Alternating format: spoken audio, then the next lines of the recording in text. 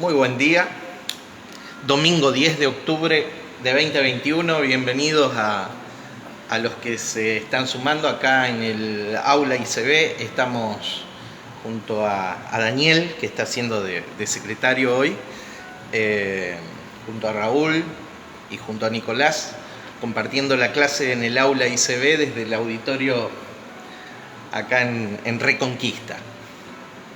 Bueno, estoy muy contento con lo que estamos haciendo desde acá. Nos están siguiendo algunos hermanos desde otros lugares, desde otros países, así que los bendigo, mis hermanos. Gracias por difundir el material que se genera en las aulas ICB. Sí, aprovecho saludarte, hermano Oscar. Ya tendremos oportunidad de conocernos allí de México.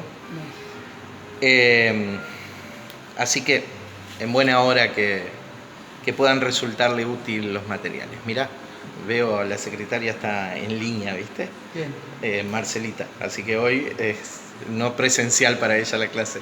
¿Cómo estás, Marce? Buenísimo. Vamos a esperar que algunos hermanos vayan llegando. Hacemos un repaso bien rápido de lo que estamos viendo de Apocalipsis. Hoy nos toca la culminación de la sentencia a la gran ramera, capítulo 18 de Apocalipsis, en donde vemos el juicio de Dios sobre la ciudad de Jerusalén, un juicio cumplido a cabalidad, totalmente desarrollado en la historia, en el año 70, ¿sí?, después de Cristo, con la destrucción de Jerusalén. Hoy vamos a leer también algún otro párrafo de algún historiador contándonos cómo se cumplen exactamente las palabras de sentencia dada por Jesús, de juicio dado por Jesús sobre Jerusalén. Mientras tanto, les doy la bienvenida a los hermanos que están siguiendo. Bueno, Marcelita, también Silvia Pérez, ¿sí?, nos está siguiendo, cada uno desde su casa. Para los que ven en diferido, hagan un pequeño comentario de lo que están escuchando, así sabemos, una vez que subamos el material. ¿Saben qué necesitaría? Que en lugar de sentarse allá, porque se sienten lo más al frente posible, y no lejos, porque si alguien hace un comentario me gustaría que se escuche.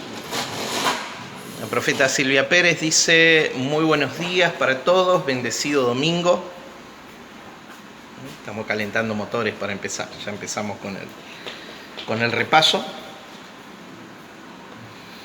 Bien, Apocalipsis capítulo 18, del verso 1 al 24. Vimos en el 17 que está explicado allí el juicio sobre la gran ramera, vemos la figura y demás, y trazamos la identidad sobre esta gran ciudad. Y dijimos que la identidad coincide exactamente con Jerusalén, ¿sí? Que la gran ramera ahí no es todas las especulaciones que después a lo largo de la historia se pudieron haber hecho, sino que estrictamente tiene que ver con el juicio al sistema religioso de Jerusalén. Vamos a leer un texto hablando tan solo de la identidad de la gran ramera. ¿Cómo estás? Se están sumando algunos. Leí lo de Silvia Pérez. ¿Cómo estás, Eri?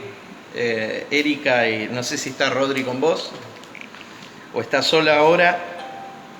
La identidad, capítulo 11 de Apocalipsis,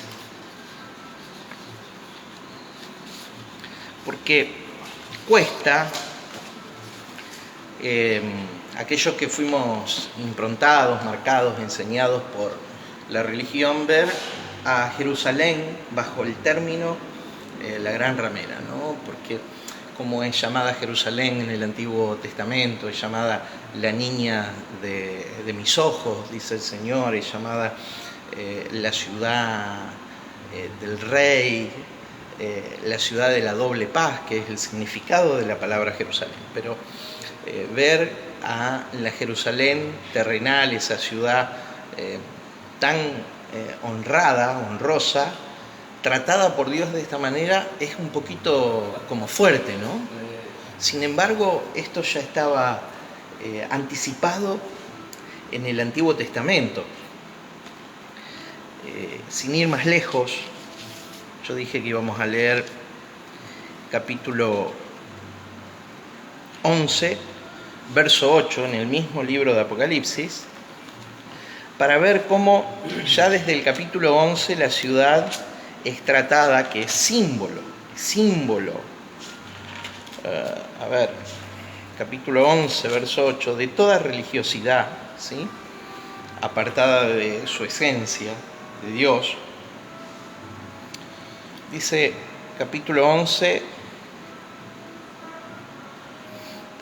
verso 8, dice: y sus cadáveres estarán en la plaza de la grande ciudad. Y acá, grande ciudad es la misma expresión de la gran ciudad de Apocalipsis capítulo 17. Pero acá no le llama Babilonia, acá le llama Sodoma y Egipto. En el Nuevo Testamento, en varias oportunidades, aparece esta cuestión. Estamos haciendo solo un repaso, un calentar motores en función de lo que vimos la semana pasada. Todavía no oramos, tranquilo. Es llamada Sodoma y Egipto, ¿sí?, esa gran ciudad, por el Señor. ¿Y por qué digo que es Jerusalén y no otra ciudad? Por lo que dice a continuación. Ciudad que en sentido espiritual se llama Sodoma y Egipto, donde también nuestro Señor fue crucificado. ¿Dónde fue crucificado Jesús? En Jerusalén. ¿Sí? O sea, acá le llama Sodoma y Egipto y va subiendo la tensión, y en el capítulo 17 le llama Babilonia.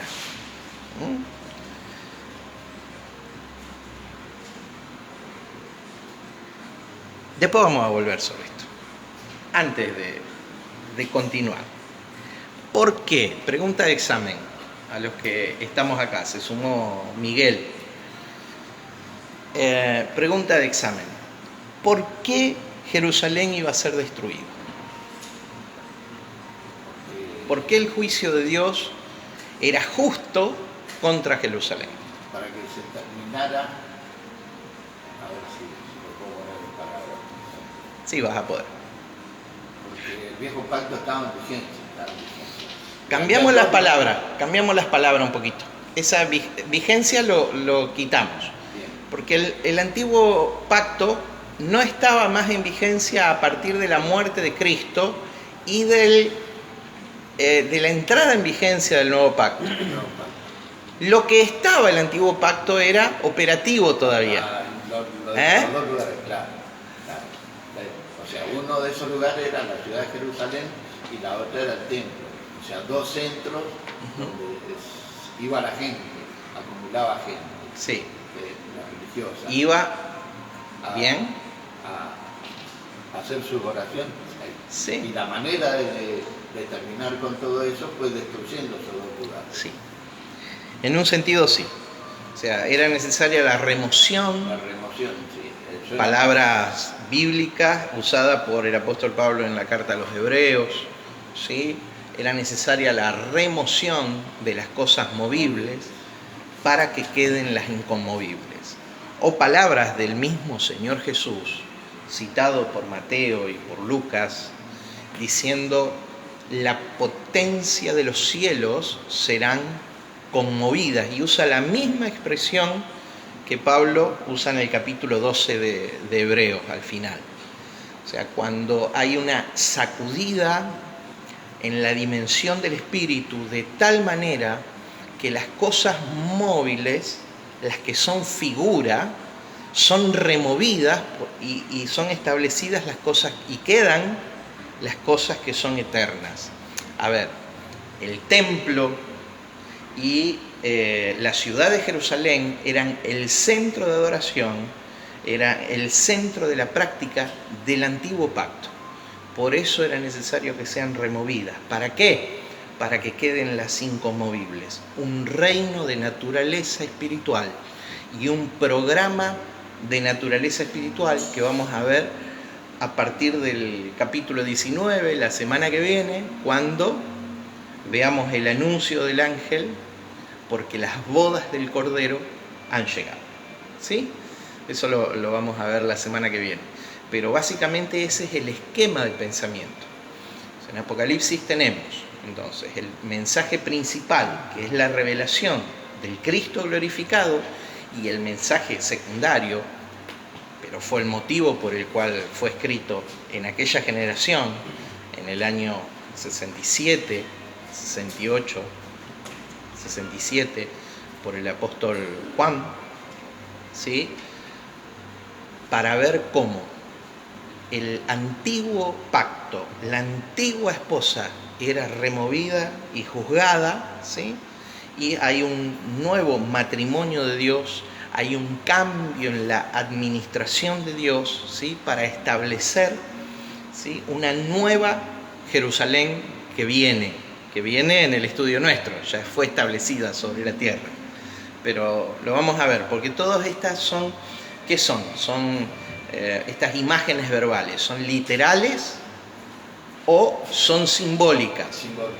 Son simbólicas. ¿Por qué? ¿Alguien me pudiera decir por qué son simbólicas?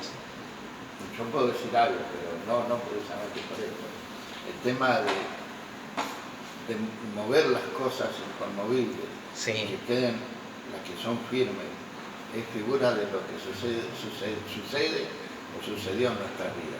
O sea, el Señor sacó todo lo que no era de Él y puso lo movible. la roca.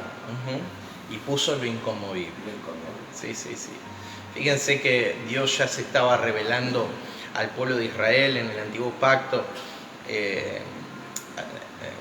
hablando del tiempo de los gentiles, de las naciones que no son hebreas, ¿sí? Revelándose a Nabucodonosor en su sueño, cuando esa roca cortada no con mano, del capítulo 2 de Daniel, ¿sí? En el sueño de Nabucodonosor cayó, desmenuzó a los poderes de la tierra y los reemplazó, ¿sí? Y vino a ser un monte que llenó toda la tierra, el reino de Dios, el monte Sión,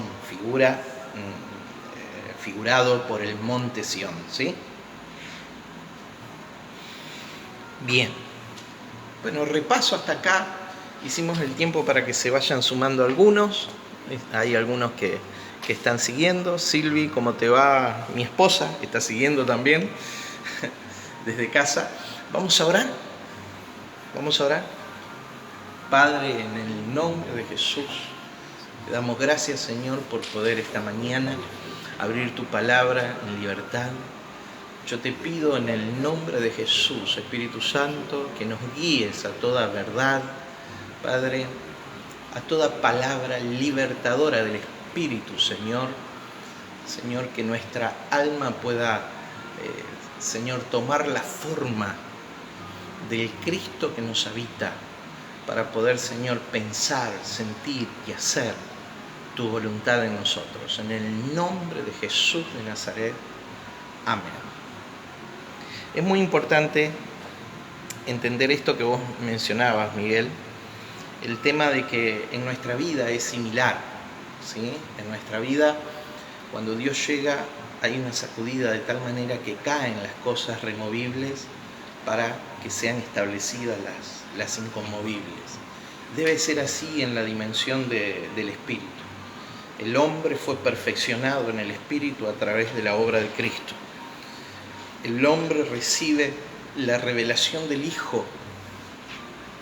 El hombre es hijo, fue reconciliado con Dios a través de la obra en Cristo Jesús. Y por la fe en esa obra nosotros despertamos a la conciencia, ¿sí? De que somos hijos, ¿sí? Y todo tiene que ver, todo en la Escritura tiene forma de diseños, son esquemas, son bosquejos, para que nosotros captemos con nuestra alma lo que es verdad y fue establecido en la dimensión del Espíritu.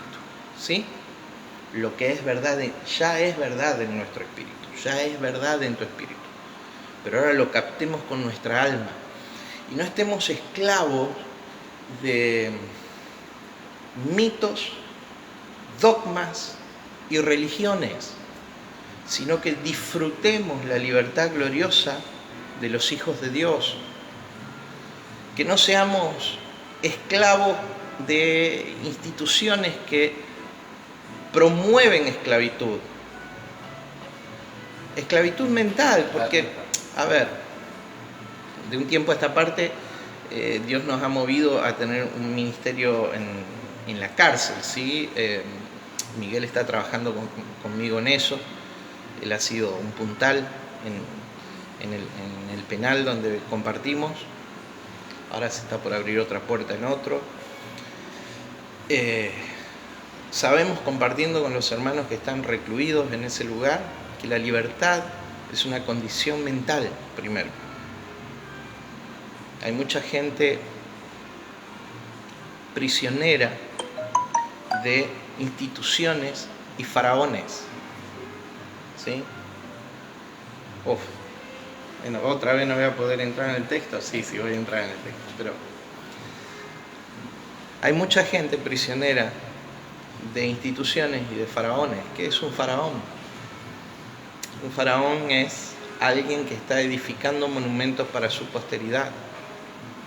Un faraón es alguien que ha usurpado el lugar de Dios. Un faraón es alguien que esclaviza gente para su proyecto personal. Entonces, hay faraones hoy, no se extinguieron, todavía hay. Muchos de ellos forman parte de los concilios religiosos. La iglesia de Cristo es otra cosa.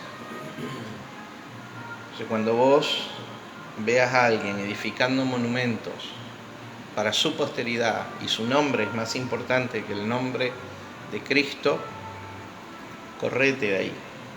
No es el lugar para un hijo que vive en la libertad del espíritu, ¿sí? Y la libertad también es margen para equivocarse. También es margen para equivocarse, ¿sí? Así que no seas implacable con vos mismo, juzgándote si en alguno de estos pasos que vos das, de experimentar al Cristo que te habita, manifestarlo, trazar comunión con aquellos que, porque a causa de estos faraones, la obra de Dios y el plan de Dios se desvirtuó. Pero trazar la comunión con hombres y mujeres que disfrutan la plenitud del Espíritu y que no viven aterrados a las normas de una institución ni a los dogmas de dominación del alma que las personas tienen. Hoy vamos a ver cómo uno de los pecados de Jerusalén fue dominar, manipular el alma de las personas.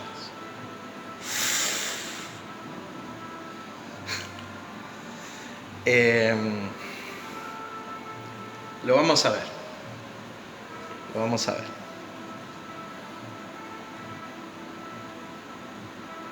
Dijo un ministro al que sigo de alguna manera en sus enseñanzas, que tiene gran luz sobre el nuevo pacto, acá de mi país.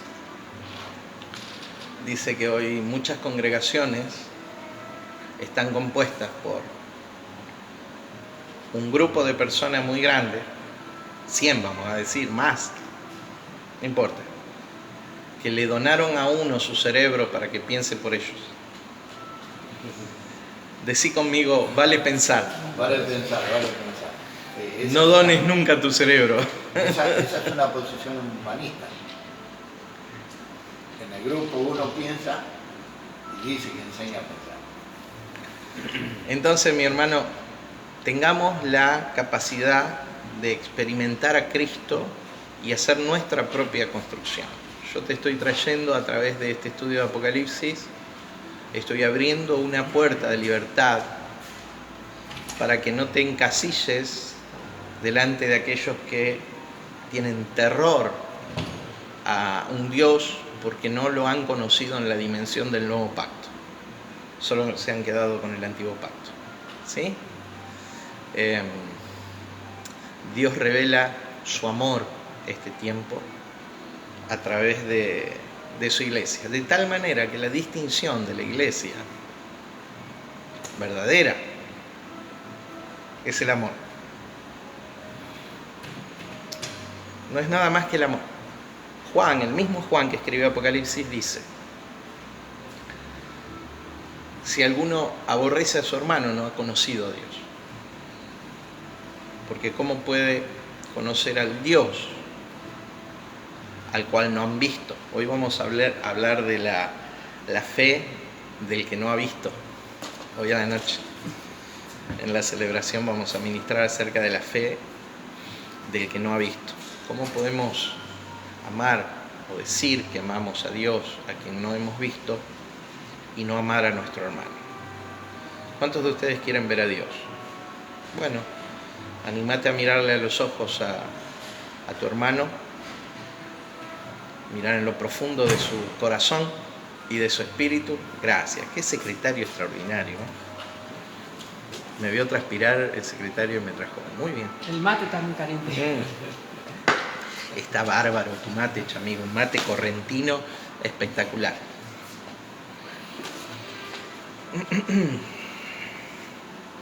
Bien. Capítulo 18 de Apocalipsis. Entonces queda establecida la identidad de Apocalipsis, de la gran ramera, ¿no? En el libro de Apocalipsis. ¿Cuál es la gran ramera? Jerusalén. Bien, la ciudad de Jerusalén. Cuando yo leía, para mí era o Roma, o Babilonia, o Claro. Jerusalén. La escuela historicista, aún parte de la escuela idealista, y el futurismo, que son las otras tres escuelas, aparte del preterismo al cual adherimos nosotros.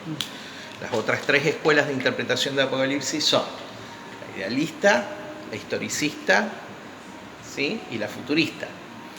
Las tres señalan como posible interpretación Roma. Es más, los reformadores, ¿sí?, adherían a la idea de Roma. Y la expresión que vamos a ver hoy en el capítulo 18, salid de ella, pueblo mío. Pero tenía que ver con esto. Por eso la reforma fue un cisma. Fue un cisma. Tengo mi opinión personal al respecto de aquello, pero no la voy a dar ahora. En algún momento la daré. Fue una división en aquel momento. Salid de ella, pueblo mío, basándose en la perversión que existía en la iglesia. La iglesia institucionalizada. Pero recuerde que la verdadera iglesia, ¿quién es? Nosotros. Y somos el cuerpo de Cristo. Esto vamos a verlo después. En capítulo 21 vamos a empezar a verlo. Somos el cuerpo visible de Cristo en la tierra. O sea que lo que de Dios, lo que de Cristo se va a ver en la tierra, se va a ver a través de nosotros, como un cuerpo físico, material y visible.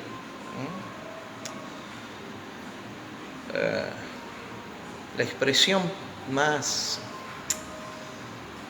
utilizada en el Nuevo Testamento acerca del advenimiento, o lo que se conoce en teología como segunda venida, que para nosotros fue un hecho pasado en el año 70, en el juicio de Dios sobre Jerusalén, la principal expresión es parousia, que significa la presencia física. Por eso los futuristas dicen, si Jesús físicamente no vino a la tierra, esto es algo que todavía sucederá, y es uno de sus principales argumentos. Lo que sucede es que la presencia física de Cristo ya está en la tierra. ¿Cómo está en la tierra? Claro, ¿cómo es llamada la iglesia? Y también el cuerpo. Y la teología hace un rebusque intelectual, dice que es un cuerpo espiritual. Mi hermano, no es un cuerpo espiritual, es un cuerpo físico. Cristo, que impartió su esencia en vos y en mí, ¿sí?, está visiblemente a través de ¿quién? De nosotros en la tierra. Entonces es un cuerpo físico, material y visible.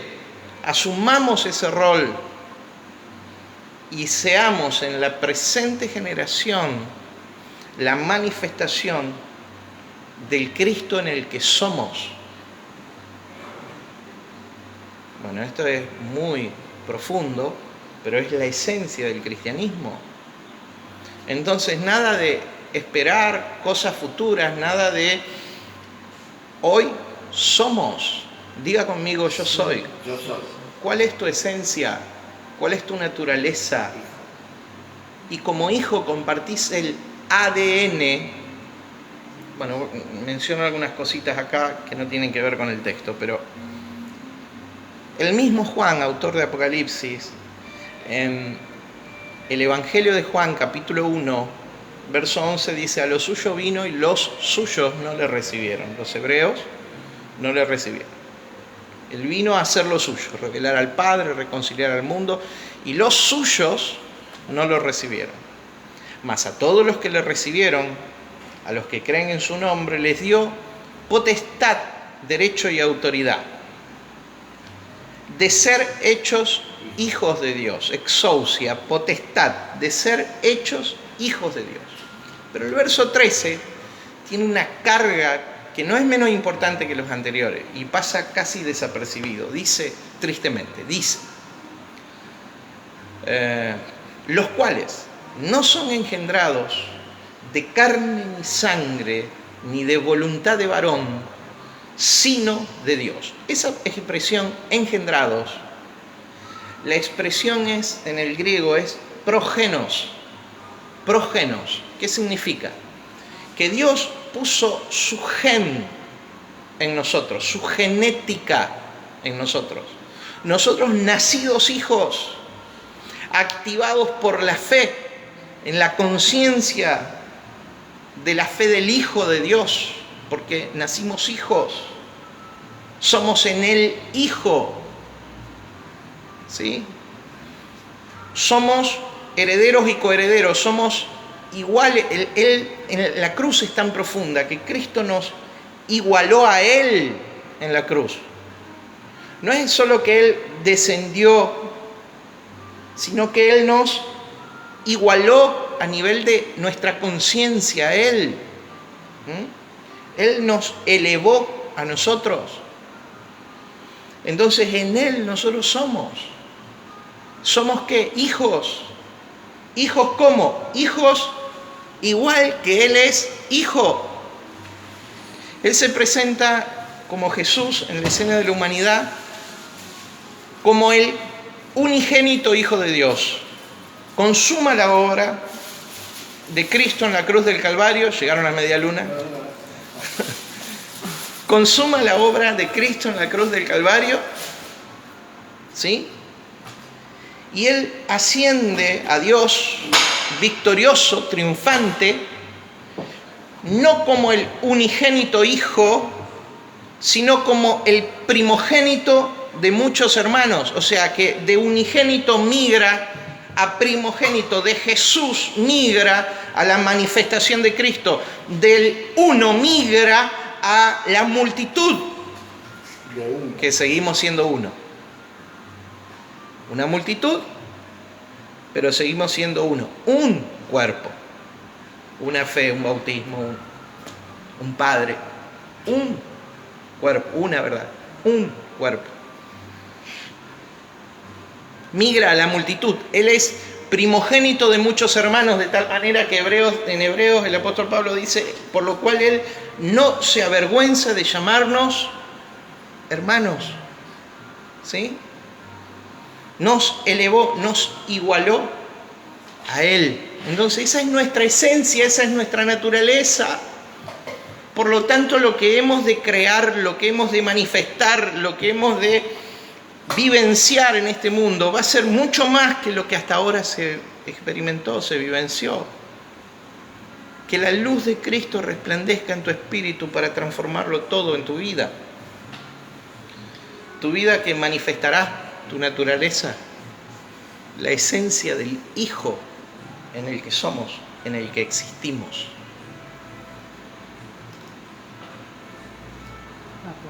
Uf. Fuerte. Fuerte, así te escuchan. No, después nomás sería, porque es un texto realmente único que sería, es Hechos 7, que le habla Esteban, le habla todo realmente. A la nación de Israel. A la nación de Israel. Sí. Y le dice, y vi al Hijo del Hombre que estaba sentado al lado del trono de su Padre, y los cielos abiertos. ¿Y qué le pasa? Él estaba hablando en el Espíritu, estaba hablando porque estaba lleno del Espíritu. No estaba Totalmente. Hablando. Eso sería algo que vengo, sería, el Señor me viene moviendo. Y ese pasaje que vos citás es tremendamente importante para entender el esquema o bosquejo de los tiempos, porque ese es el rechazo definitivo de la nación de Israel al reino, que aún los apóstoles seguían ofreciéndole a la nación, ¿sí? Vosotros colmáis la medida de vuestros padres, ellos han sido homicidas. Uf. Bueno, sigo. Apocalipsis capítulo 18. Después que en el 17 establecimos la identidad de la ciudad de Jerusalén, tenemos ahora en el capítulo 18, Babilonia la Grande, la ejecución del justo juicio de Dios. La ejecución, en el capítulo 17 tuvimos el enunciado, ahora tendremos la ejecución. Acuérdense, 7 sellos que son abiertos, son 7 juicios. El séptimo sello desata 7 trompetas, que son las trompetas de Dios en juicio. La séptima trompeta desata 7 copas de ira. Las 7 copas de ira, la séptima es el juicio sobre la nación, sobre la ciudad. ¿Qué ciudad? Babilonia la Grande, la ramera, la madre de todas las rameras y de las abominaciones de la tierra.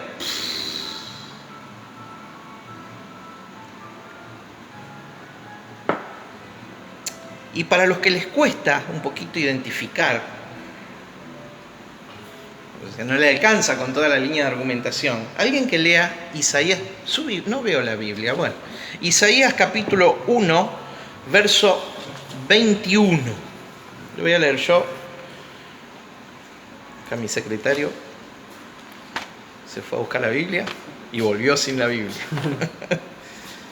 Isaías capítulo 1, versículo 21. Ya vamos a aprender a leer bien, después vamos. Claro que sí. Epa. Dice el texto así: como te has convertido en ramera, oh ciudad fiel, llena estuvo de justicia, en ella habitó la equidad, pero ahora los homicidas. ¿A quién le está hablando? A Jerusalén. Dios hablándole por medio de la boca o pluma del profeta Isaías a Jerusalén, diciéndole: ¿cómo te convertiste en ramera, oh ciudad fiel? Isaías capítulo 51, verso 17. Por si a algunos todavía les cuesta identificar. Despierta, despiértate, levántate, oh Jerusalén, que bebiste de la mano de Jehová el cáliz de su ira. Encima lo bebió 2 veces. Primero cuando Nabucodonosor la destruye, destruye el templo, también le prende fuego, también se llevan el oro, todos los utensilios que aparecen en Daniel capítulo 5, entre los tesoros de Darío, ahí. No dejan nada. Dice, que bebiste de la mano de Jehová el cáliz de su ira, porque el cáliz de aturdimiento bebiste hasta los sedimentos, hasta lo último. Y acá es una copa de ira llena, un tazón lleno, derramado, el último, sobre la ciudad de Jerusalén. Bien.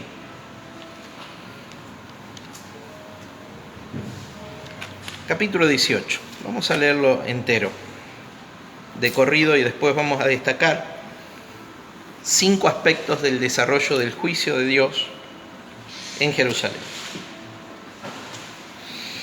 Después de esto, vi a otro ángel descender del cielo con gran poder, y la tierra fue alumbrada con su gloria. Y llamó con voz potente, diciendo, ha caído la gran Babilonia, y se ha hecho habitación de demonios y guarida de todo espíritu inmundo y albergue de toda ave inmunda y aborrecible. Porque todas las naciones han bebido del vino del furor de su fornicación, y los reyes de la tierra han fornicado con ella, y los mercaderes de la tierra se han enriquecido de la potencia de sus deleites. Y oí otra voz del cielo que decía, salid de ella, pueblo mío, para que no seáis partícipes de sus pecados, ni recibáis parte de sus plagas, porque sus pecados han llegado hasta el cielo, y Dios se ha acordado de sus maldades. Dadle a ella como ella os ha dado, y pagadle doble según sus obras. El cáliz en que ella preparó bebida, preparadle a ella el doble. Cuanto ella se ha glorificado y ha vivido en deleites, tanto dadle de tormento y llanto, porque dice en su corazón, yo estoy sentada como reina y no soy viuda y no veré llanto, por lo cual en un solo día vendrán sus plagas, muerte, llanto y hambre, y será quemada con fuego, porque poderoso es Dios, el Señor que la juzga. A los reyes de la tierra que han fornicado con ella y con ella han vivido en deleites, llorarán y harán lamentación sobre ella cuando vean el humo de su incendio, parándose lejos por el temor de su tormento, diciendo, ¡ay! ¡Ay de la gran ciudad de Babilonia, la ciudad fuerte! Porque en una hora vino tu juicio. Y los mercaderes de la tierra lloran y hacen lamentación sobre ella, porque ninguno compra más sus mercaderías. Mercadería de oro, de plata, de piedras preciosas, de perla, de lino fino, de púrpura, de seda, de escarlata, de toda madera olorosa, de todo objeto de marfil, de todo objeto de madera preciosa, de cobre, de hierro y de mármol, y canela, especias aromáticas, incienso, mirra, olíbano, vino, aceite, flor de harina, trigo, bestias, ovejas, caballos y carros, y esclavos, alma de hombres. Los frutos codiciados por tu alma se apartaron de ti, y todas las cosas exquisitas y espléndidas te han faltado, y nunca más las hallarás. Los mercaderes de estas cosas que se han enriquecido a costa de ellas se pararán lejos por el temor de su tormento, llorando y lamentando y diciendo, ¡ay!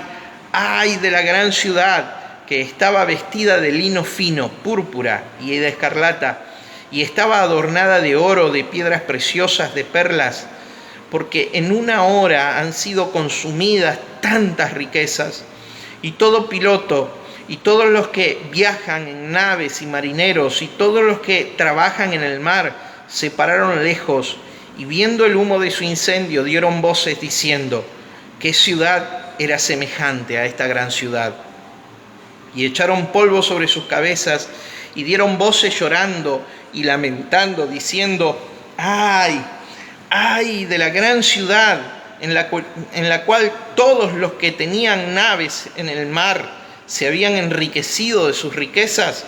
Pues en 1 hora ha sido desolada.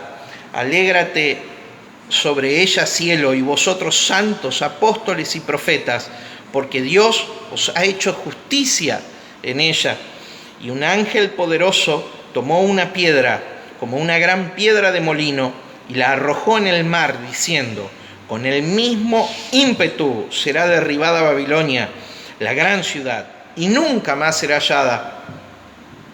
Y voz de arpistas, de músicos, de flautistas y de trompeteros no se oirá más en ti, y ningún artífice de oficio alguno se hallará más en ti, ni ruido de molino se oirá más en ti, luz de lámpara no alumbrará más en ti, ni voz de esposo y de esposa se oirá más en ti, porque tus mercaderes eran los grandes de la tierra, pues por tus hechicerías fueron engañadas todas las naciones, y en ella se halló la sangre de los profetas y de los santos y de todos los que han sido muertos en la tierra. Hasta acá, capítulo 18.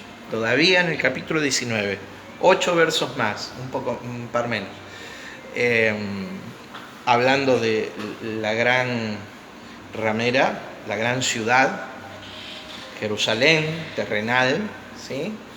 Y unos pocos versos más y el cambio de programa de Dios en el capítulo 19. Vamos la semana que viene con el 19. Hoy 5 aspectos del desarrollo del juicio de Dios a Jerusalén. Primer aspecto, la caída. Porque sale un ángel de la presencia de Dios, dice que ilumina con su resplandor, un ángel glorioso, ilumina con su resplandor toda la tierra y hace una proclama. ¿Cuál es la proclama? La del verso 2. ¿Qué dice el verso 2? Clamó con voz potente. Y ahí esa palabra clamó es una palabra griega que es una onomatopeya, o sea, es un ruido, ¿no? Es la misma palabra que se aplica a Jesús cuando dice clamando a gran voz, ¿sí? En su último estertor, digamos, con su último aliento. Eso es la palabra griega krasó, que es el graznido del cuervo, ¿sí? Algo que se te mete en los huesos, ¿sí? El cuervo está vinculado a la muerte, ¿okay? Es un sonido que se te mete en los huesos, ¿sí? Entonces clamó con voz potente diciendo: ha caído, y la expresión caer me hace acordar cuando en el capítulo 14 de Isaías dice: ¿cómo caíste del cielo, oh lucero? Cortado fuiste por tierra, tú que debilitabas a las naciones. Diga conmigo: caída. Ha caído, como en Lucas capítulo 10, cuando Jesús envía a los 70, ¿sí? Y regresan, les había dado autoridad para sanar toda dolencia, ¿sí? Entre el pueblo de Israel. No vayáis en camino de gentiles, todavía era el reino ofrecido a la nación de Israel, ¿sí? Envía a los 70 y les dice: id, predicad el evangelio, golpeen las casas y digan: arrepentíos, porque el reino de los cielos se ha acercado. Digan: paz a vosotros. Y en donde fueran recibidos, entonces ahí den nuevas de paz, ¿sí? Pero donde no fueran recibidos, golpeen sus sandalias, sáquense el polvo de los pies, ¿sí? Ese polvo va a ser memorial de que el reino les fue ofrecido a ustedes. A ver, Y cuando volvían ellos y dicen, Señor, aún los demonios se nos sujetan en tu nombre. ¿Sí? Aún los demonios. No se maravillen de estas cosas. Maravíllense que su nombre está escrito en los cielos. ¿Sí? Ustedes están haciendo un nombre en los cielos.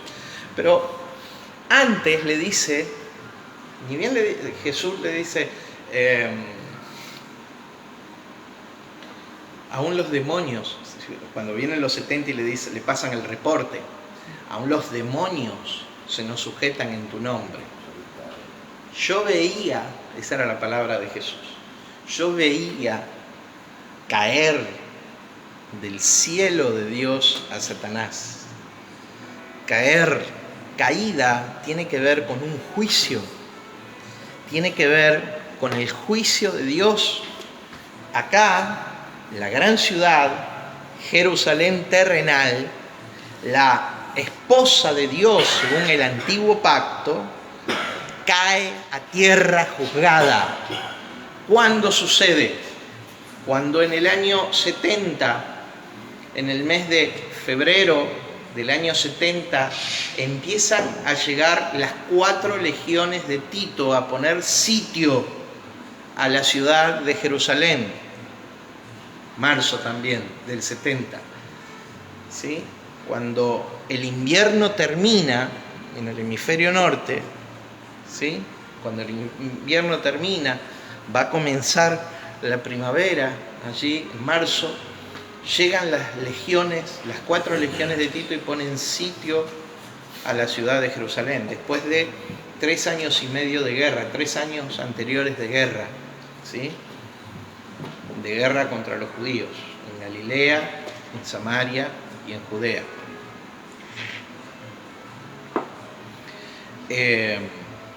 Y de gran persecución contra los judíos en esa tierra y contra los cristianos también en todo el imperio.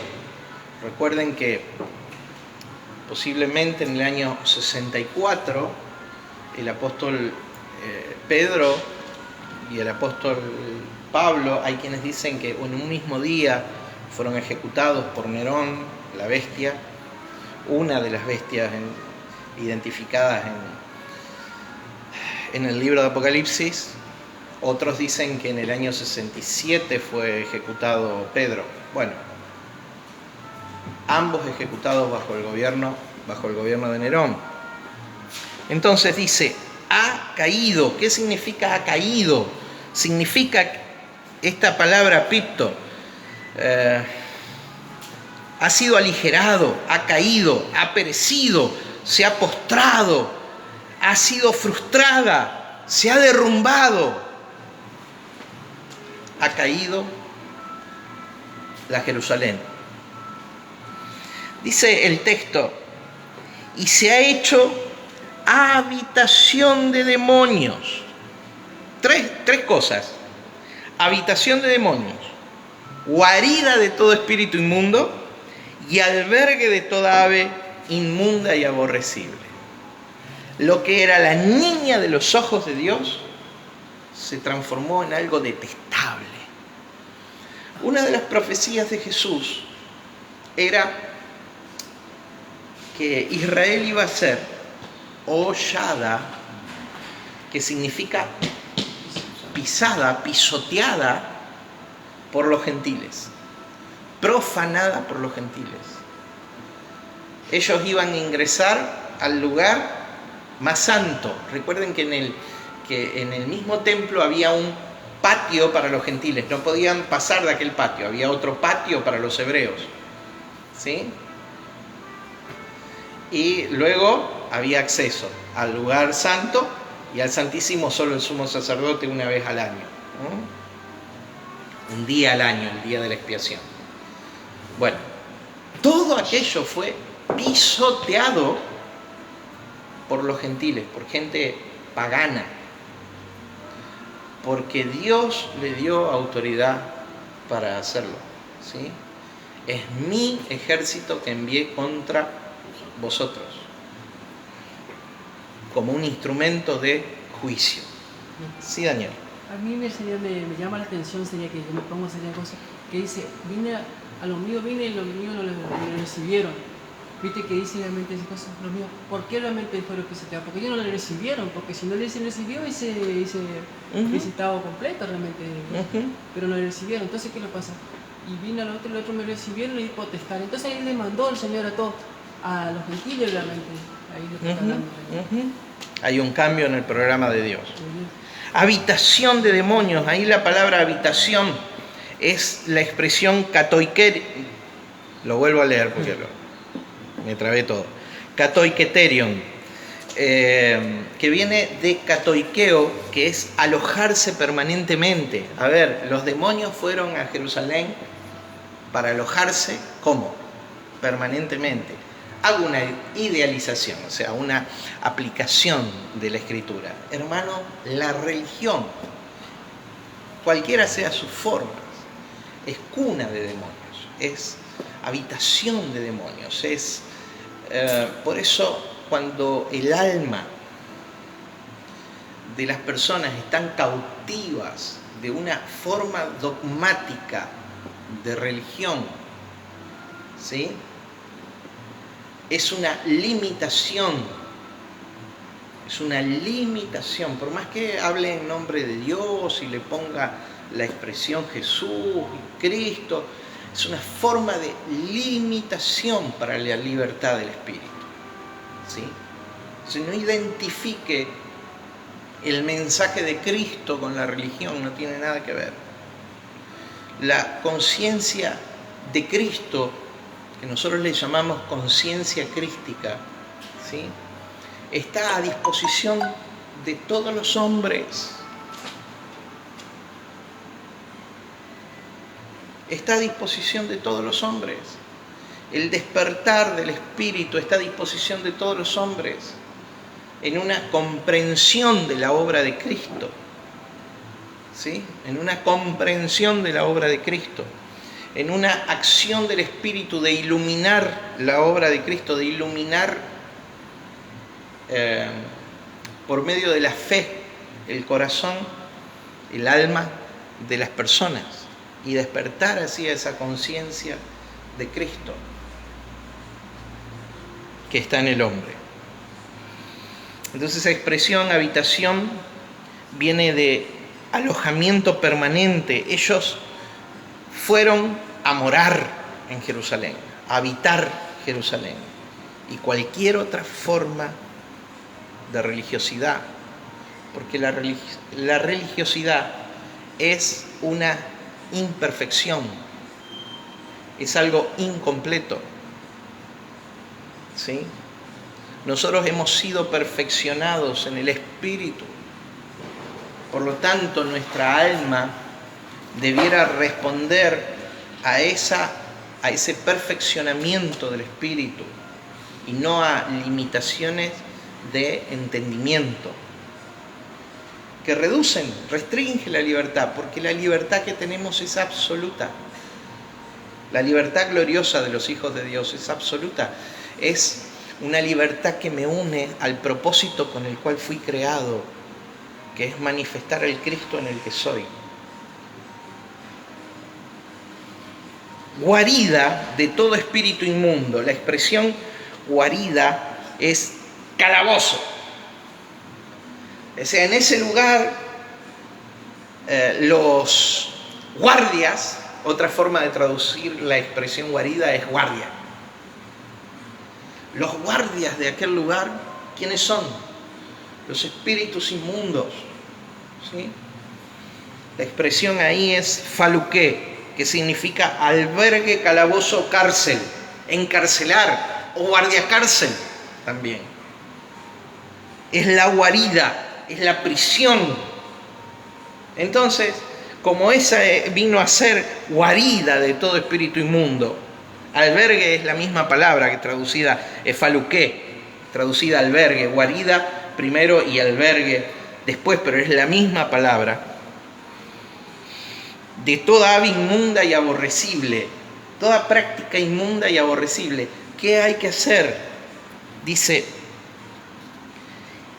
Y otra voz del cielo que decía: salid de ella, pueblo mío, para que no seáis participantes de sus pecados ni recibáis parte de sus plagas. ¿De qué tiene que salir? Si nosotros hacemos una correcta exégesis, ¿sí? O sea, un entendimiento de las palabras con un peso específico del autor hacia quien está dirigida, que son sus contemporáneos, no es nosotros 2000 años después, sino sus contemporáneos. Nosotros tenemos que valorar cómo entendían los que escuchaban estas palabras en ese momento, como primer parámetro de entendimiento. No como lo iban a entender los que 2000 años después le iban a leer, aunque también tenemos esta posibilidad, ¿sí? ¿Cómo lo entendían ellos? Salid de ella, pueblo mío, salgan de Jerusalén. Es lo que Jesús les había dicho en Mateo capítulo 24. Vamos a leerlo. Mateo capítulo 24. Esto está en orden con lo que Jesús les había dicho en Mateo capítulo 24. Cuando dice, del verso 15 al 21: por tanto, cuando veáis en el lugar santo la abominación desoladora que habló el profeta Daniel, el que le entienda. La abominación desoladora era la profanación del lugar santo. En aquel momento era el sacrificio de cerdos por Antíoco Epífanes. Posiblemente, aunque no necesariamente, posiblemente ahora se refiera al busto de Nerón puesto frente al altar del holocausto, ¿sí? Por Casio Floro, ¿sí? El procurador de Judea, ¿sí? El que gobernaba Judea como rey, como Jesús, como Pilato en los tiempos de Jesús, ¿sí? Cuando vean la abominación desoladora que habló el profeta Daniel, el que le entienda, cuando vayamos a leer Lucas, vamos a ver que hay otra señal, que la abominación desoladora es citada en Mateo, pero que en Lucas es explicado diferente por Lucas. Dice, verso 16, entonces los que estén en Judea huyan a los montes. Cuando vean que viene el ejército, que Nerón levanta un trono, me adelanté a Lucas, Nerón levanta una imagen de él, ¿sí? En el lugar frente al altar del holocausto. Entonces, huyan. Los que estén en Judea huyan a los montes. El que esté en la azotea, ¿de dónde? De la ciudad de Jerusalén. No descienda para tomar algo en la casa, era más rápido correr, porque las azoteas, por el diseño de la ciudad, estaban mejor conectadas que las pequeñas callecitas, ¿sí? De la ciudad. Entonces se corría por los techos. El que esté en la azotea no descienda para tomar algo en su casa, y el que esté en el campo no vuelva atrás para tomar su capa. No busques ni el abrigo. Marzo, primavera, no busques ni el abrigo. Mas ay de las que estén encinta y de las que críen en aquellos días. Orad pues vuestra huida, no sea en invierno ni en día de reposo, porque habrá entonces gran tribulación, la que no la ha habido desde el principio del mundo hasta ahora, ni la habrá.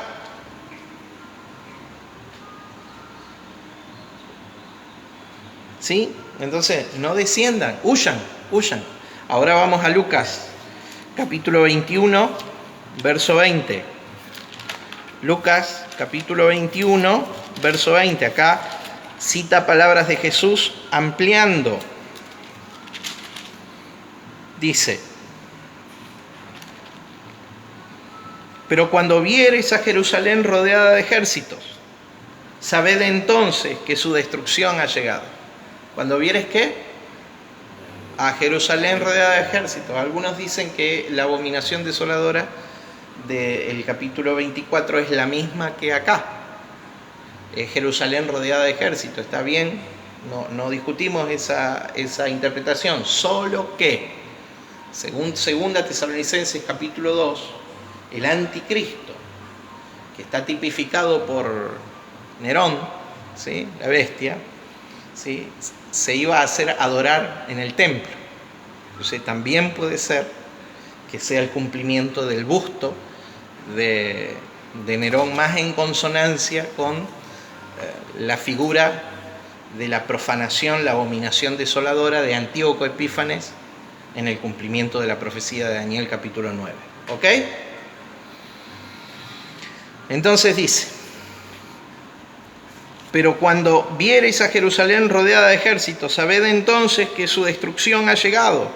Entonces los que estén en Judea huyan a los montes, y los que estén en medio de ella váyanse, y los que estén en los campos no entren a ella, porque estos son días de retribución, para que se cumplan todas las cosas que están escritas. Mas ay de las que están encintas y de las que críen en aquellos días, porque habrá gran calamidad en la tierra e ira sobre este pueblo, y caerán a filo de espada y serán llevados cautivos a todas las naciones, y Jerusalén será hollada por los gentiles hasta que los tiempos de los gentiles se cumplan.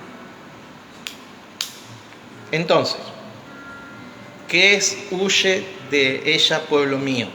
Lo que Jesús ya había dicho cuando había predicado acerca de la destrucción de Jerusalén. Decime. Acá Pedro, ¿viste? Segunda de Pedro habla, capítulo 1, verso 19. Tenemos también la palabra profética más firme, a la cual hace bien esto atentos como a una luz que alumbra en el lugar oscuro, hasta que el día esclarezca y la estrella de la mañana haga en vosotros corazón, sabiendo primero estos que ninguna profecía de la Escritura es de diversidad interpretación.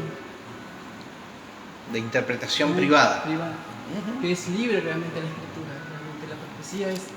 Sí, pero si nosotros somos fieles, sí. Yo me quedé con una explicación. Sí. Cuando nosotros hacemos un análisis del texto y somos fieles al texto, lo que nos vamos a encontrar es que hubo un cumplimiento exacto, sí, milimétrico de esto. Ahora, los que dicen que no se cumplió totalmente, que esto y que lo otro, hacen se llama aescégesis. Fuerzan el texto para hacer decir cuestiones que son preconcebidas, pero eso no es leal con el texto bíblico. Bien. Entonces, salid de ella, pueblo mío, era el mandato directo de Jesús. ¿Por qué no había cristianos en Jerusalén en el momento del sitio? Porque cuando ellos vieron la abominación desoladora, cuando ellos vieron el busto de Nerón en el lugar del holocausto, cuando ellos vieron que los ejércitos se acercaban, huyeron de acuerdo a lo que Jesús les había enseñado. Que se vayan. Salieron de Jerusalén. ¿Quiénes quedaron? Los sediciosos que no creían en Jesús como su Mesías. Hasta Jesús paraba también, ¿viste? Cuando les piedreaba. ¿Qué tenemos en segundo lugar? En el verso 9 y 10. Hasta el verso 8 tenemos en el capítulo 18 de Apocalipsis, tenemos la caída de Jerusalén. Y Jerusalén cayó un 7 de septiembre. 3 etapas duró la conquista de Jerusalén. La primera tomó la ciudad vieja. La segunda etapa tomó la ciudad nueva. La segunda etapa tomó la ciudad vieja. El último asalto, que fue el 7 de septiembre del 70, según el relato de Flavio Josefo, se tomó la fortaleza, la ciudadela, Antonia y la explanada del templo, ¿sí? Ese es el dato histórico. Y cayó Jerusalén una semana después. La ciudad era prendida a fuego por los soldados romanos. Según Flavio Josefo, por iniciativa de algunos capitanes, ¿sí? Según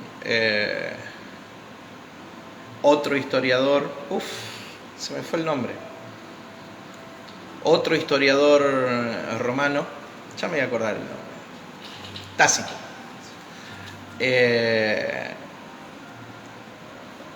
por indicación y orden de Tito, prendida a fuego la ciudad, ¿sí? Y el templo. El lamento, lo que vemos en segundo lugar, el lamento de los reyes de la tierra, los gobernantes, los poderosos. Versos 9 y 10. Y los reyes de la tierra que han fornicado con ella y con ella han vivido en deleites, llorarán y harán lamentación sobre ella cuando vean el humo de su incendio, o sea, va a ser quemada. La expresión en el capítulo 17, incendio, es, y acá también, es quemado. Alguien que no sabe que estamos en la clase. Bueno, es quemado desde las bases hacia arriba, hasta sus bases, hasta sus cimientos, prendida a fuego la ciudad, completamente destruida la ciudad. Entonces, verso 10. ¡Ay de la gran ciudad, Babilonia, la ciudad fuerte! ¿Qué es lo que le sorprende a los poderosos de la tierra? Que esa ciudad era una ciudad, ¿cómo? Fuerte. Después tenemos el lamento de los mercaderes de la tierra, ya no el de los reyes. Y es la misma expresión. ¡Ay! Son tres ay, tres lamentos, por eso hablamos de lamento.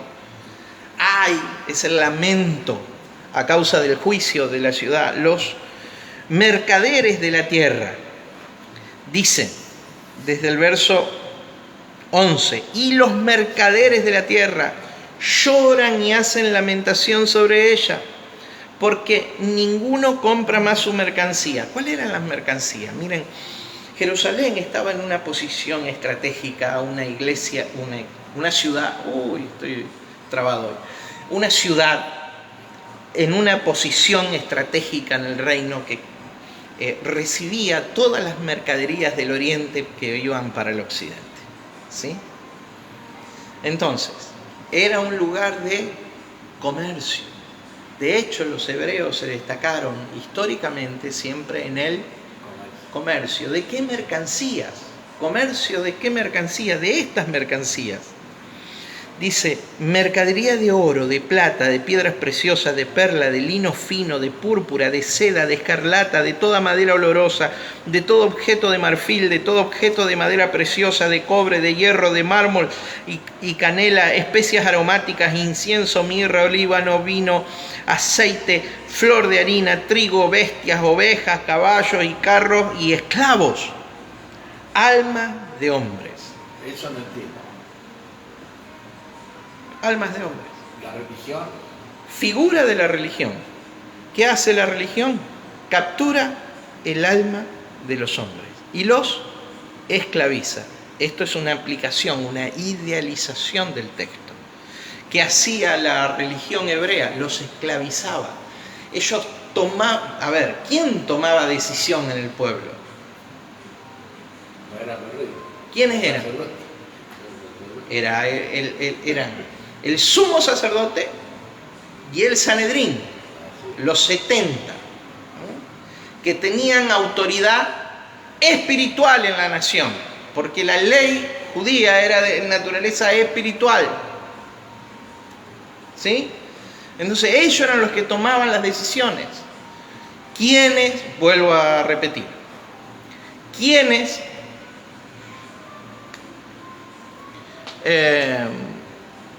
pagaron a Judas para que le entregase a Jesús? Los sacerdotes. ¿Quiénes pagaron los falsos testigos para que digan que Jesús había blasfemado? Los sacerdotes. ¿Quiénes pagaron para decirle a los soldados romanos para decir que los discípulos habían robado el cuerpo?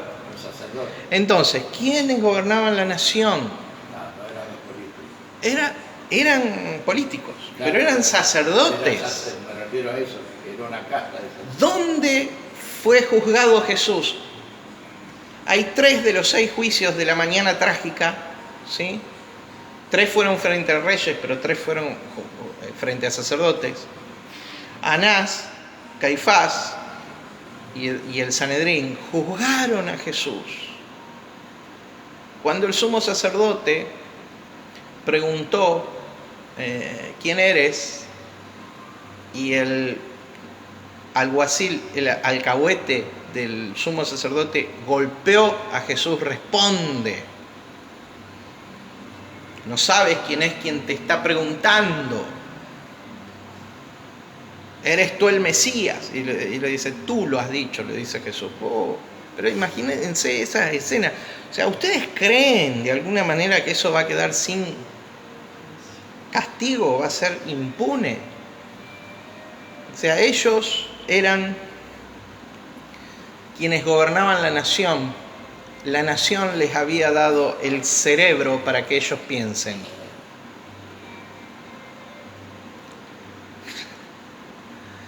Cualquier similitud en realidad es exactamente igual que en cualquier movimiento religioso.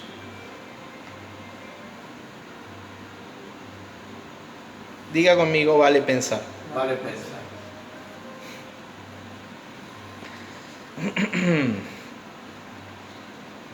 Entonces, el lamento de los reyes, del 9 al 10, del 11 al 17, primera parte, tenemos el lamento de los mercaderes. ¿Cuál era el lamento de los mercaderes? Verso 15, los mercaderes de estas cosas que se habían enriquecido a costa de ellas se paraban lejos por temor de su tormento, llorando y lamentando, diciendo, ¡ay de la gran ciudad que estaba vestida de lino púrpura y de escarlata! La semana pasada vimos una descripción de Flavio Josefo hablando de Jerusalén en estos 3 tonos, en las telas, ¿sí? Y del templo en estos tonos. Y estaba adornada de oro, de piedras preciosas y de perlas. ¿Qué le llamaba la atención a los reyes? Que era una ciudad fuerte, el poder de la ciudad. ¿Qué le llamaba la atención a los mercaderes? La riqueza. Las riquezas. Veían cuando la ciudad, la columna de humo subía al cielo del incendio, cuántas cosas preciosas desperdiciadas. Veían el valor de las cosas que se estaban quemando. Porque así piensa un mercader, así piensa un gobernante, así piensa un mercader. Y después está el lamento de los trabajadores, de la gente, de los artesanos, de la gente que le ponía la sangre, el esfuerzo a aquello. Dice del verso 17, la primera mitad, y todo piloto, y todos los que viajan en naves, y marineros, y todos los que trabajan en el mar, se pararon lejos, viendo el humo de su incendio, dieron voces diciendo, ¿qué ciudad era semejante a esta gran ciudad? Y echaron polvo sobre su cabeza y dieron voces llorando y lamentando y diciendo, ¡ay, ay de la gran ciudad en la cual todos los que tenían naves en el mar se habían enriquecido de sus riquezas, pues en una hora ha sido desolada! Las riquezas de Jerusalén eran sacadas desde Tiro, eran sacadas desde Filistía, eran sacadas desde las ciudades de las costas por embarcaciones. Primero fueron los fenicios, después fueron los griegos, después fueron los romanos, todos los que dominaban el Mediterráneo oriental. Todas esas riquezas llegaban al resto del mundo civilizado.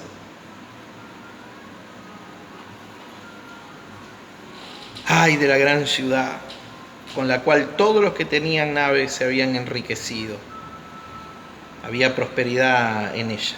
Hasta que Dice, en una hora vino tu juicio. Eso decían los reyes. Los mercaderes decían, en una hora han sido consumidas tantas riquezas. Y los trabajadores decían, en una hora ha sido desolada. Capítulo 23 de Mateo. Vamos a verlo. Diga conmigo desolada. Desolada. Es la misma palabra que en Mateo capítulo 23 Jesús utiliza para describir la sentencia que él emite de Jerusalén.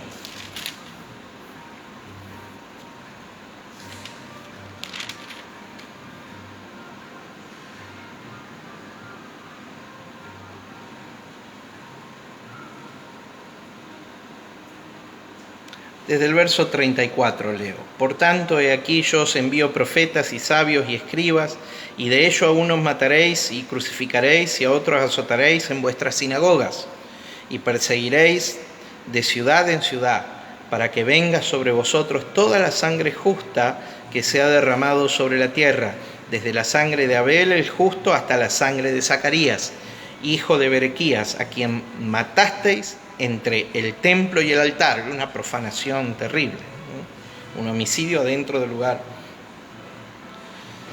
consagrado. De cierto os digo que todo esto vendrá sobre esta generación. Esto es antes de Mateo 24, sobre esta generación. Jerusalén, Jerusalén, que matas a los profetas y apedreas a los que te son enviados. ¿Cuántas veces quise juntar a tus hijos como la gallina que junta tus polluelos debajo de tus alas y no quisiste? Y acá la sentencia, verso 38. He aquí vuestra casa os es dejada desierta. La expresión desierta ahí es la palabra griega, que mejor traducida sería desolada. Ay de la gran ciudad, todos los que tenían naves en el mar se han enriquecido de ella. En una hora ha sido desolada. Habla de Jerusalén. Así que se destruyó todo, entonces no quedó nada. Y vamos a leerlo. Vamos a leerlo. La sentencia firme y definitiva. Verso 20 al 24 dice: alégrate sobre ella, cielo, y vosotros santos apóstoles y profetas, porque Dios os ha hecho justicia en ella. Todos los que habían sido enviados. ¿Qué significa apóstol? Enviado. Todos los que habían sido enviados a ella, al pueblo hebreo. Todos los que habían sido enviados con un mensaje de parte de Dios, profetas, fueron muertos. Diga conmigo, Juan el Bautista, Jesús, Esteban y una multitud más, multitudes, que según el mismo libro de Apocalipsis están clamando debajo del trono del Cordero: ¿hasta cuándo no vengarás nuestra sangre? Un poco de tiempo. Y cuando llega la hora de ese juicio, la venganza de la sangre, el día de la venganza de Jehová, el día del Señor, el día de Jehová del Antiguo Testamento, la venida de Cristo, ¿sí? La real venida de Cristo, no la futurista, ¿no? La real venida de Cristo, cuando todo esto fue juzgado.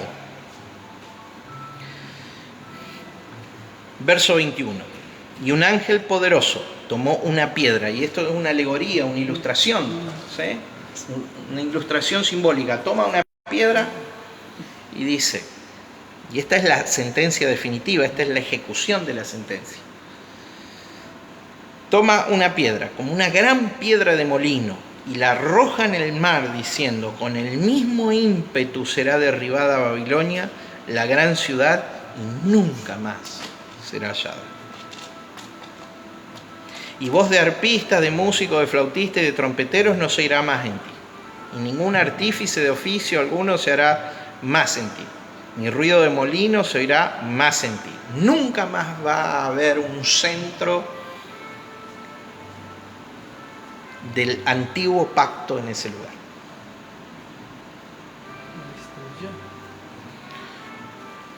Luz de lámpara no alumbrará más en ti, ni voz de esposo y de esposa se oirá más en ti, porque tus mercaderes eran los grandes de la tierra, pues por tus hechicerías fueron engañadas todas las naciones.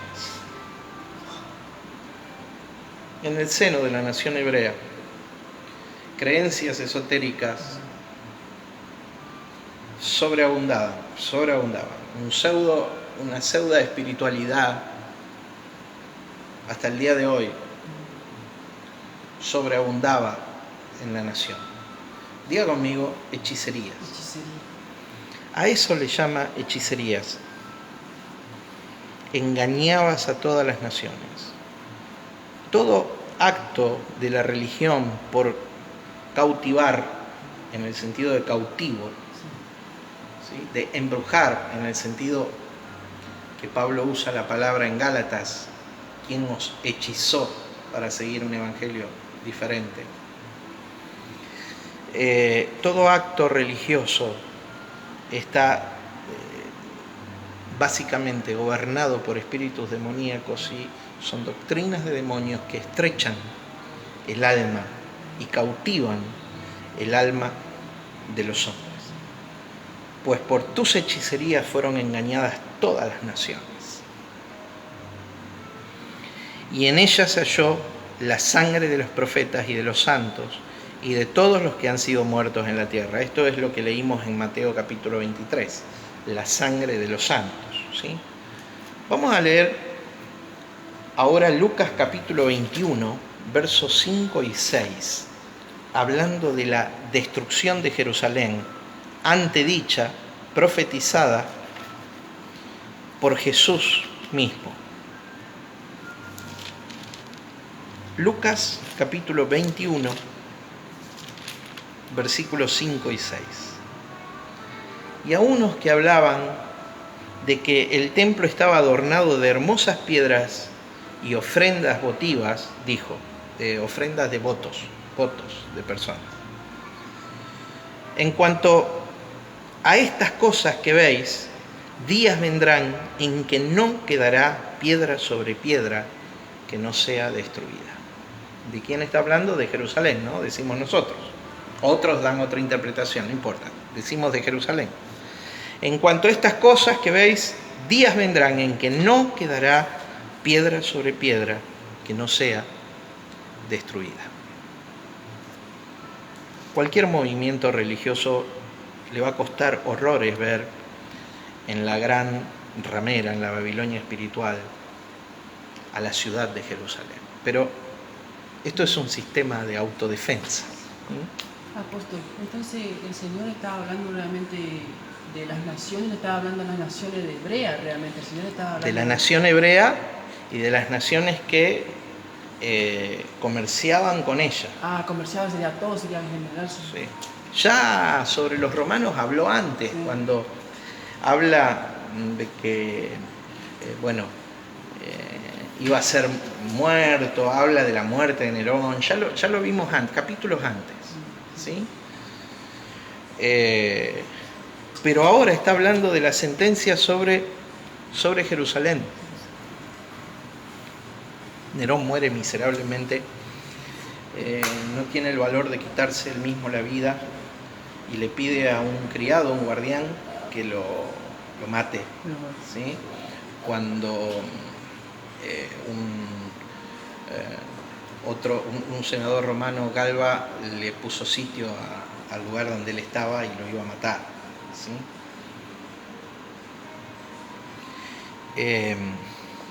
Pero eso es otra cosa, porque nadie va a escapar del juicio de sus actos. Nadie escapará. Todo lo que sembramos, cosecharemos. ¿Qué sembró Jerusalén? Pecado, muerte, destrucción. ¿Qué sembró en los hombres de Dios? ¿Qué va a cosechar? Cuando dijeron, su sangre sea sobre nuestras cabezas y sobre la de nuestros hijos. ¿Qué va a cosechar? Muerte, juicio de parte de Dios. Bien.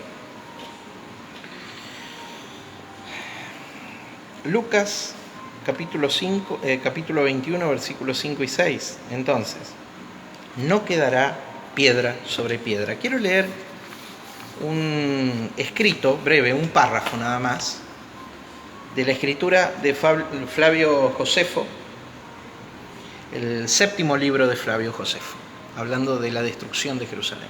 Dice: ahora, como el ejército no tenía más personas para matar, ni nada que saquear, y su furia carecía de cualquier aliciente, ya que si hubieran tenido algo que hacer, no habría tenido ningún miramiento con nada, César dio órdenes de que demolieran toda la ciudad. ¿Qué había dicho Jesús? No quedará piedra sobre piedra. Que demolieran toda la ciudad. Y el templo. Está hablando un testigo directo, visual de todas estas cosas. El historiador Flavio Josefo.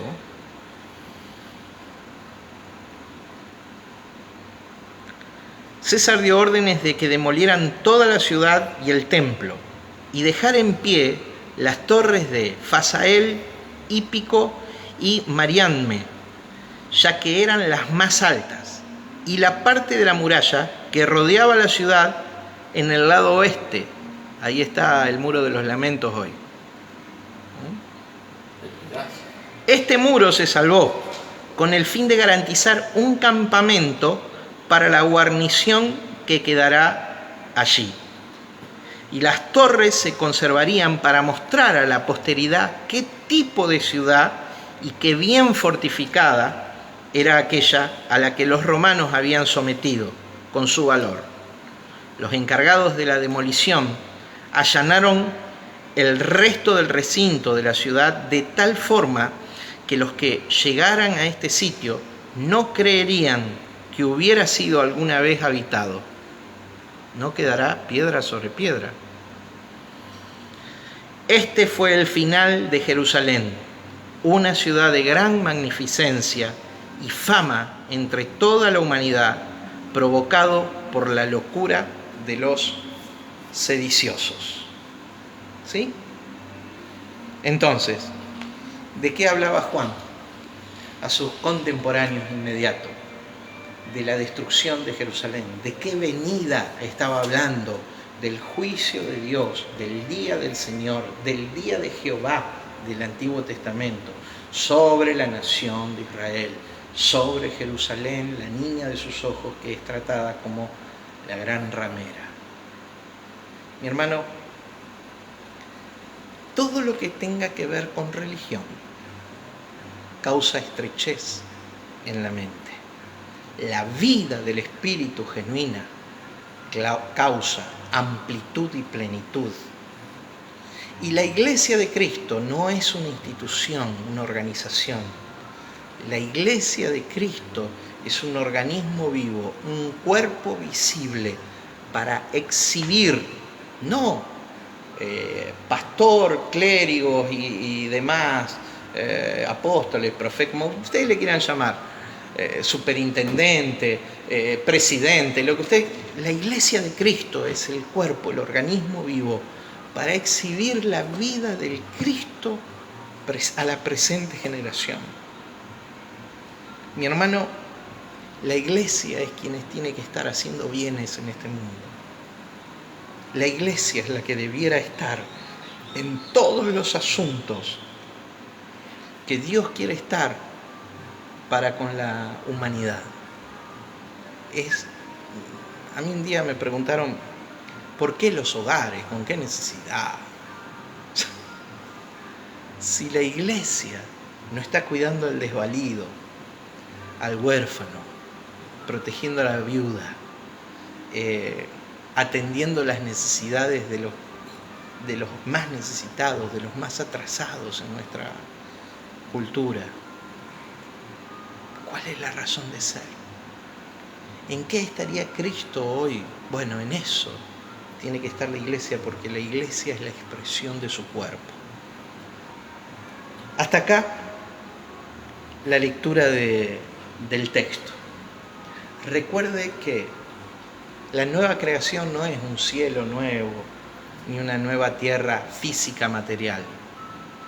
Es una dimensión espiritual que fue establecida sobre la tierra después del juicio de Jerusalén. Y lo vamos a ver a partir de la semana que viene, cuando veamos las bodas del Cordero y el reemplazo de la esposa del nuevo pacto, del pacto eterno, ¿sí? El reemplazo de Israel como la esposa del antiguo pacto por la iglesia, la esposa del nuevo pacto, del pacto eterno, manifestada sobre la tierra. Mi querido hermano, nos vemos la semana que viene. Ha sido un placer ministrarles la palabra de Dios en este día. Si ustedes tienen alguna pregunta que hacer, bueno, pueden hacerla. Queda subido al internet, queda subido a mi página de Facebook, el estudio bíblico. Pueden hacer las preguntas que quieran ahí. Lo vamos a responder en la medida que podamos. No tenemos respuesta para todo, ¿sí? Pero en la medida que podamos lo vamos a hacer así. Vamos a orar. Nos ponemos de pie los que estamos acá en el aula, en el auditorio. Padre, en el nombre de Jesús, yo te doy gracias, Señor, por tu palabra, por tu consejo. Señor, por la capacidad de libertad que nos has dado en nuestro espíritu.